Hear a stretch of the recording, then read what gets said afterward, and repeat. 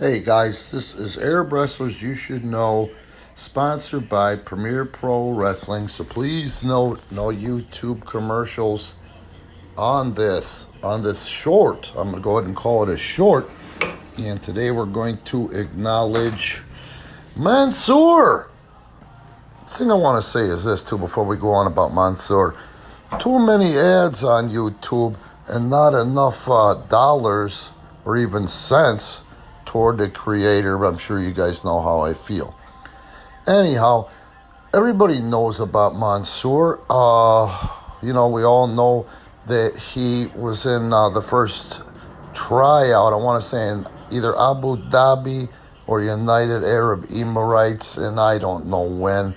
But anyway, he got himself into NXT, which is a good thing. Now let's just talk about this for a second.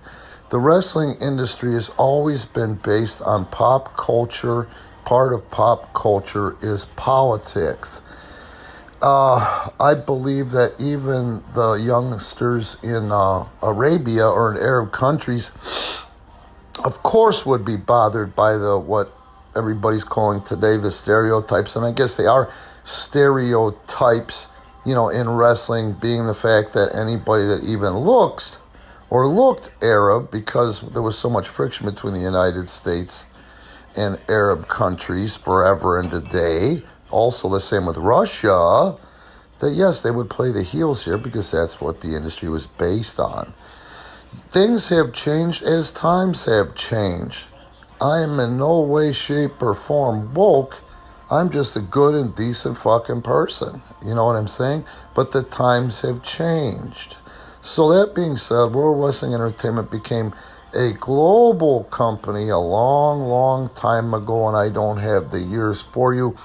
But it was I'm sure, before they became publicly traded. And to be publicly traded, you have to play to the globe. Now, Mansoor is good looking. Mansoor is put together, and Mansoor is decent sized, probably better than decent sized for genetically how Arab people are built. He's obviously a risk taker. He's obviously good looking. He obviously plays to a market that we can't even fathom. So that being said, you hear all about the territories, and we're talking about the 50s, the 60s, the 70s, the 80s, the 90s, and how much money people would draw back when there was more suspension of disbelief. If you think that anybody really thought that wrestling was quote-unquote fake, you're fooling yourself. It was just a better suspension of disbelief, and people wanted to believe. Why did they want to believe? To get away from the bullshit in their lives and escape just for a few minutes. The same reasons why today I get hooked on my television series. You see what I'm saying? So, pro wrestling television is really a staple when it comes to the birth of TV.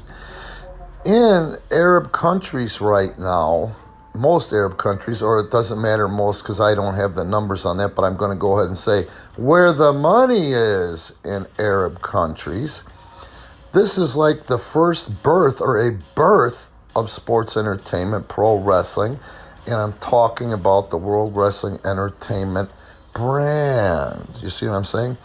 So I know that Mansoor took a lot of flack before I even saw a picture of the guy or even saw him work a match, because the Indian national anthem was not fair. He comes from Saudi Arabia.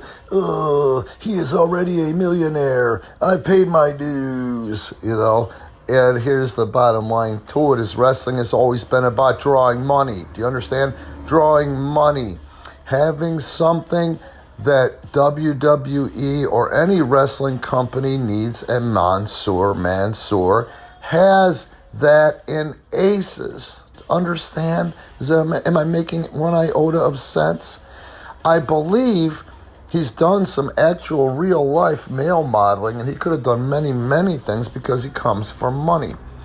His personal net worth is $43 million or thereabouts, okay? Very smart kid for a couple of reasons. Well, the obvious reason, I'm sure there were other guys in Arabia, and he played his cards right and got hired, and it was big news because he was really the first, okay? But the other reason he's smart, he keeps his personal business as much as he can off the internet. That being said, there's not a lot out there about where he came from, who his parents were, and so on and so forth. You can find it if you look for it, but I get a headache, and it's really not that important to me or anybody else at the end of the day. It shouldn't be unless you're just an obsessive freak. So the point I'm trying to make is that smart. He got married, and he's been downplaying that. And here's another reason why I think he actually did some modeling, is he married a famous designer named Mia Carey, and you don't hear much about it. He doesn't even tag her in the post that he posted in regards to the marriage, which I thought was brilliant. Now, just like Italians from the motherland, just like Mexicans from Mexico, just like Puerto Ricans from Puerto Rico, the male Arab has a hell of a lot of pride. So that being said, Mansoor does not, quote unquote, sell the nerves. You understand? You just can't afford to. And it's nice when you're young because you can shoulder that stuff. And that's very smart because he doesn't feed into the internet wrestling community's bullshit, who would just love to tear into him. I don't know why. He had this little beef with Ryback that Ryback started, okay?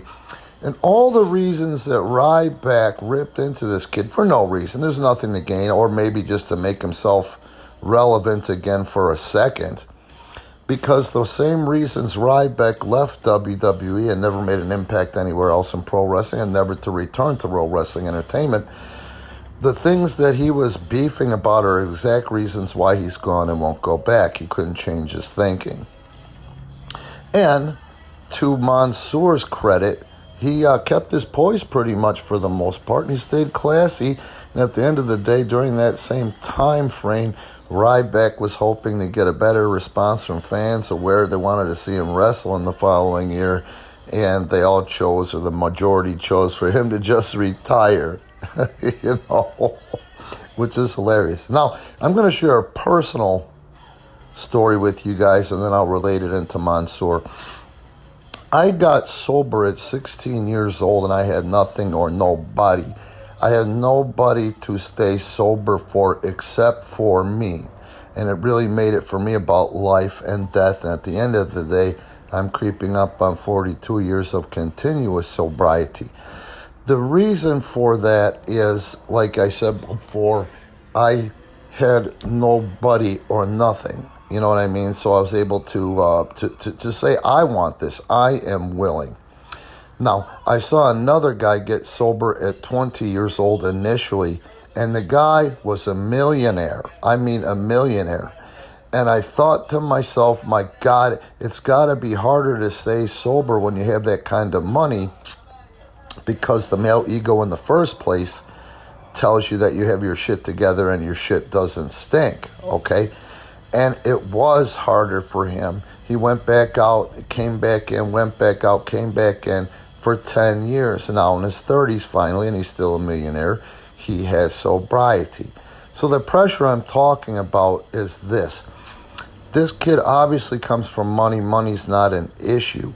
But at the end of the day, I think that makes it even harder as far as the willingness to drive goes. And I think you have so many things working against you, because human nature is to be jealous of the rich guy or girl. You know what I'm saying? Just like the hot chick and the other chicks always want to rip on her, even the hot chicks. You know what I mean? So, in that light, I respect him, and that's something we should think about insofar as strength goes, because the guy shows up, he's always positive. For all practical purposes, he keeps it classy, which is cool, and that tells me anyway that he was raised right.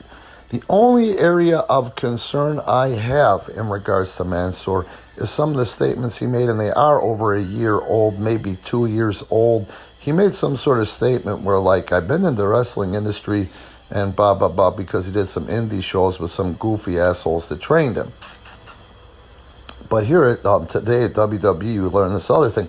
What he wasn't talking about was the actual fact that he didn't learn shit out there. He didn't learn shit out there except how to take bumps, just like the rest of the idiots that think there's something.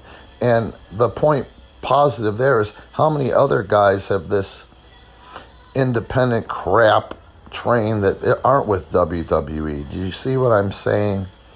So the point I'm trying to make is I hope that he gets his act together insofar as realizing that he was in kindergarten and going from kindergarten to WWE is going to college.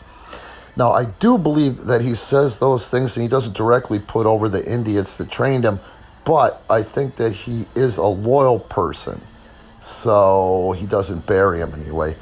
Now, the one thing I know is this, that whoever trained him was spawned from Dory Funk Jr., and if I was Mansoor, I would put a lot more into any kind of relationship I had directly or indirectly with Dory Funk Jr., because that means Dory Funk Jr.'s thumbprint is on him. Dory Funk Jr. is one of the greatest of all times. He certainly means a lot more, and he'll be more respected in ring, especially with names and especially with a lot of the guys at WWE, if he would sell that instead of the Stoner Brothers, who are just pot-smoking fat guys that rip off on Rick and Scott Steiner, who today's wrestler or today's indie fan barely knows, sadly. But outside of that, he's here to stay and he's good for business. And let's just go ahead and take a look at the end of the day. Any idiots in wrestling, any idiots that smell it but can't quite find it, and indie fans, take a look at the money, the relationship that WWE has with Mansoor. Take a look at what it generates. And that's what it is at the end of the day. And you've got to realize something.